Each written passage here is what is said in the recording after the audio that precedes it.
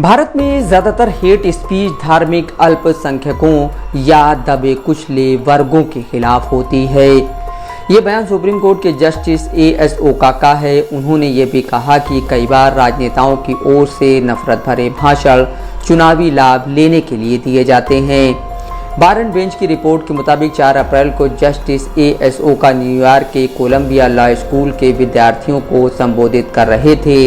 वो hate speech धार्मिक और जातिगत अल्पसंख्यकों के खिलाफ विषय पर बोल रहे थे। इस दौरान उन्होंने कहा कि इस तरह के भाषण अक्सर बहुसंख्यक समुदाय को उकसाने के लिए दिए जाते हैं। उन्हें अल्पसंख्यकों पर हमला करने और सामाजिक सद्भाव को बिगाड़ने के लिए उकसाया जाता है।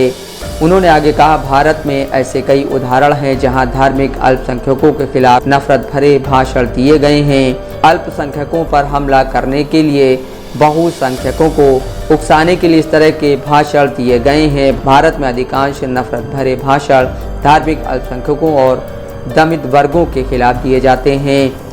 Justice A.S. ओका ने कहा कि इस तरह के हेट स्पीच अपराध होते हैं। इनमें मिलने वाले दंड को छोड़ भी दें तो ये सामाजिक सद्भाव को बिगाड़ते हैं। उन्होंने आगे कहा, नफरत भरे भाषण के पीछे राजनीतिक कारण भी हो सकते हैं और नेता लाभ उठाने के लिए ऐसा करते हैं।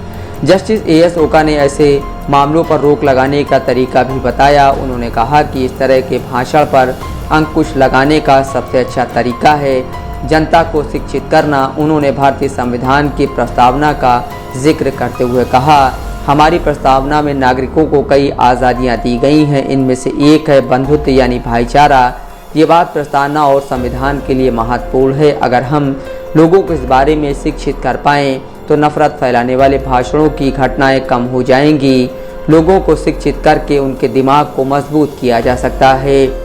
हालांकि जस्टिस ओका ने यह भी कहा कि हेट स्पीच के नाम पर किसी की अभिव्यक्ति की आज़ादी पर हमला नहीं होना चाहिए। उन्होंने कहा कि ऐसे मामलों में सोच समझ कर फैसला लेना होगा।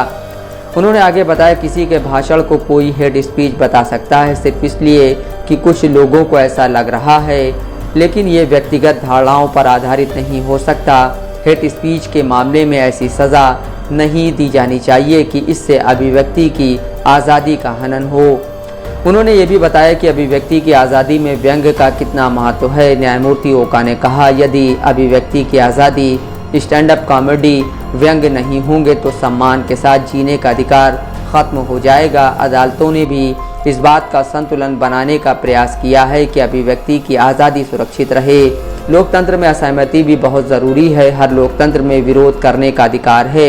विश्वविद्यालयों को छात्रों को विरोध करने की अनुमति देनी चाहिए अगर वो अन्याय से पीड़ित हैं, और हेट स्पीच के प्रावधानों का इस्तेमाल विरोध को दबाने के लिए नहीं किया जा सकता है।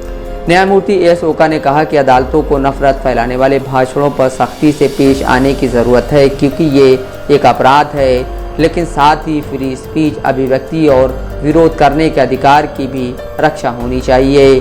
Bureau report, Dastak live news.